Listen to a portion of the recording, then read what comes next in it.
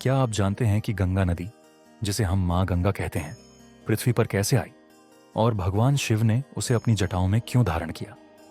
यह कहानी न केवल अद्भुत है, बल्कि आपको आध्यात्मिक आनंद से भर देगी।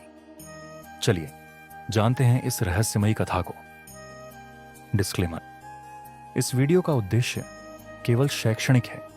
इसमें दी गई जानकारी इंटरनेट से प्राप्त की गई है और चैनल इस जानकारी की सत्यता का दावा नहीं करता।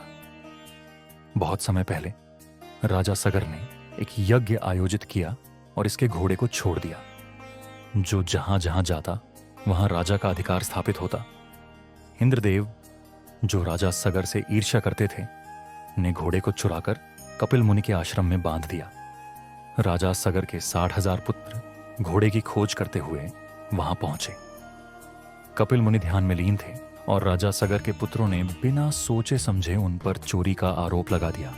कपिल मुनि का ध्यान भंग हुआ और उन्होंने क्रोधित होकर राजा सगर के पुत्रों को भस्म कर दिया।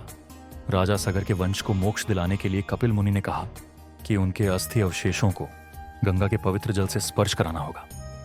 राजा सगर के वंशज कई पीढ़ियों तक गंगा को पृथ्वी पर लाने के प्रयास में असफल रहे। अंततः भगीरथ ने कठोर तपस्या की। उनकी तपस्या से प्रसन्न होकर मां गंगा ने कहा, मैं पृथ्वी पर अवतरित होने को तैयार हूं, लेकिन मेरा प्रचंड प्रवाह पृथ्वी को नष्ट कर देगा।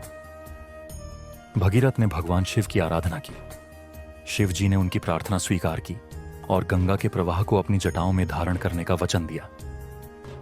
जब गंगा ने स्वर्ग से पृथ्वी की ओर प्रस्थान किया तो भगवान शिव ने अपने विशाल जटाजाल में उसके वेग को समाहित कर लिया। उनकी जटाओं से गंगा की धारा को धीरे धीरे पृथ्वी पर प्रवाहित किया गया। भगीरथ ने गंगा को अपने पूर्वजों के पास ले जाकर उनके अस्थि अवशेषों को पवित्र जल में प्रवाहित किया। गंगा के पवित्र स्पर्श से राजा सगर के सभी पुत्रों को मोक्ष प्राप्त हुआ। तभी से गंगा को मोक्षदायिनी कहा जाता है। यह कहानी हमें यह सिखाती है कि धैर्य, तपस्या और भक्ति से असंभव को भ्यास संभव बनाया जा सकता है। मां गंगा का पृथ्वी पर अवतरण केवल एक पौराणिक घटना नहीं है, यह एक आध्यात्मिक संदेश है कि सच्चे प्रयास और निष्ठा से हम किसी भी बाधा को पार कर सकते हैं।